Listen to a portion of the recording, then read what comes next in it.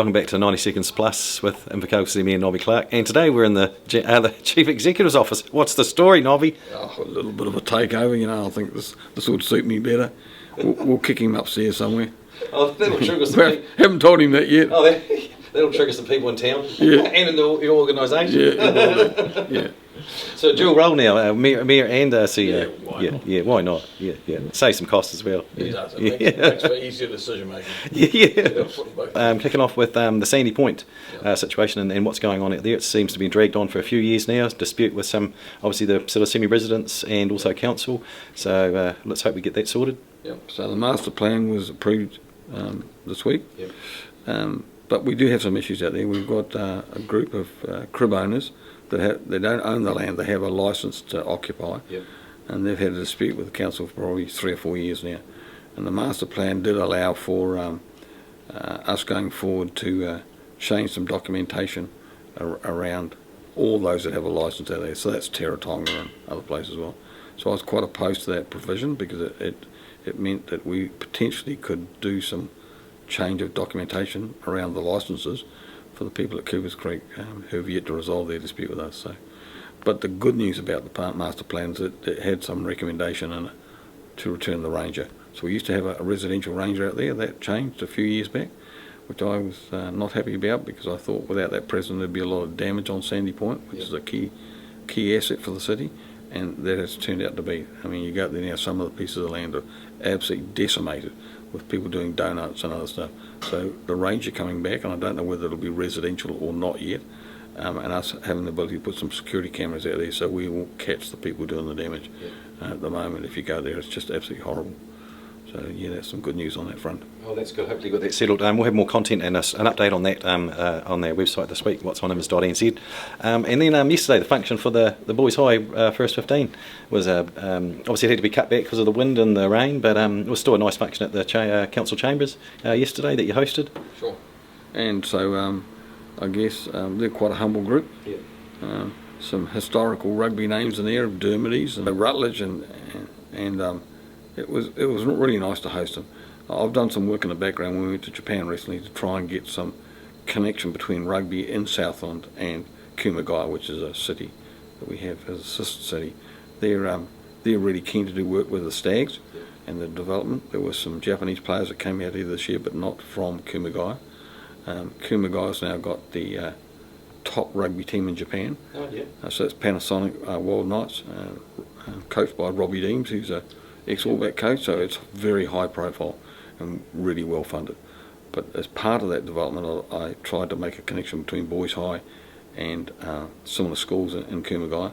And so with our guys here now being the top school in the country, they are going to go to Japan next year as part of the top schools from some of the bigger countries in the world. There'll be a tournament there that they'll get invited to that Rugby Union apparently, New Zealand Rugby Union are paying for. Yep. So I've suggested to them maybe they should stay a little bit longer and immerse themselves in the culture around Kumagai and with the Panasonic team as well, because that could be a pathway forward for some of these guys to not necessarily look to the Highlanders or to the Crusaders, but also look to overseas options where they may be able to go and study for a year and play for a team in Japan as well. Yeah. So yeah, I'm hoping that will come to fruition. Well, that'd be great because they do bloody well actually. The boys. Good old Southland, and cleaned the whole country out in one. when you look at the teams that they've played, the likes of Mount Albert Grammar, which is a big traditional rugby thing, they buy players and they won't admit that, but they do. They encourage players to go to their schools for that reason. A little bit like the Americans do when they have athletes coming in.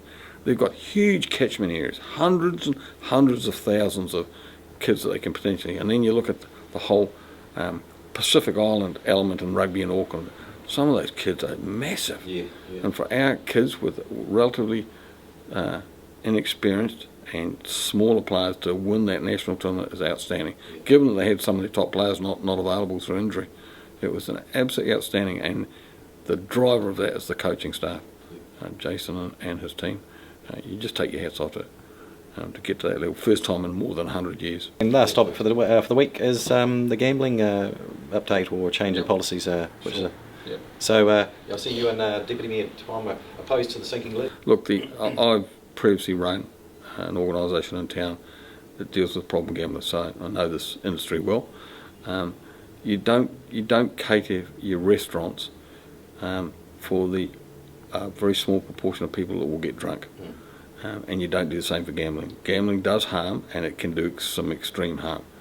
And while they say the problem gamblers are only a small fraction, just 2 or 3% of the overall population, or the overall ones that gamble, there is another layer that put themselves under financial pain, but probably don't become problem gamblers. So they are an addictive process. They are, just like drinking too much alcohol is, or taking drugs.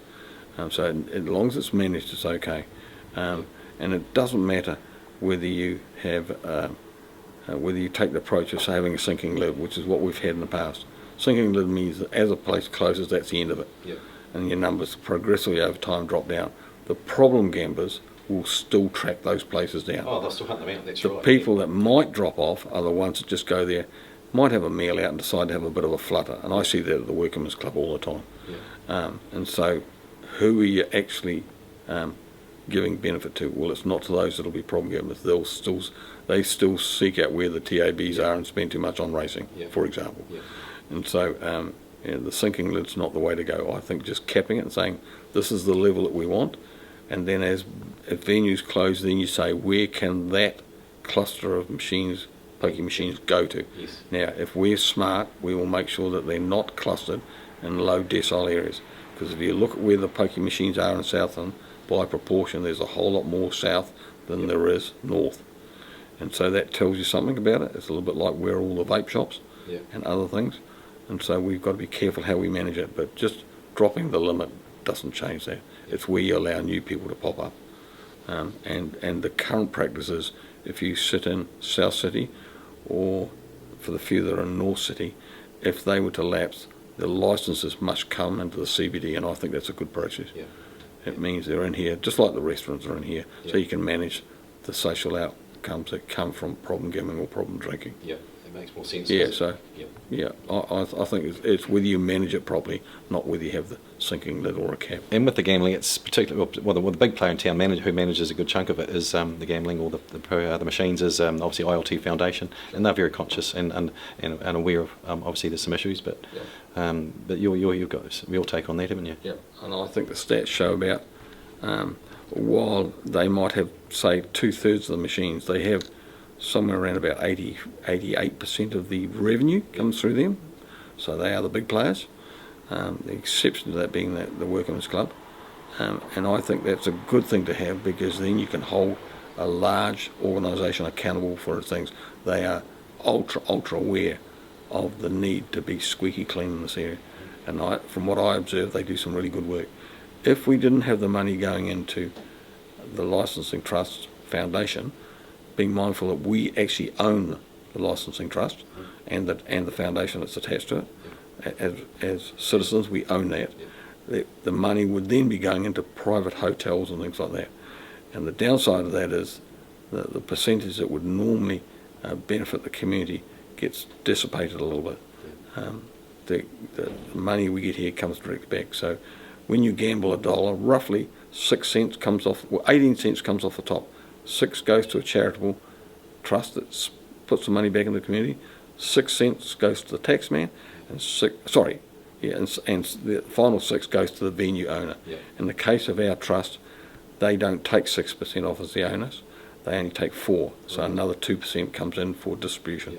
So that's a really positive thing. They probably distribute more than any other cluster in the country. And they're obviously returning a bigger chunk than what they're actually by law they have to, don't they? Yeah. And the thing is, look, people say, look, they sponsor sports teams and have stadiums in the past and stuff like that. Look, if we didn't have that input, we would struggle. And we wouldn't have the franchises we got at the moment.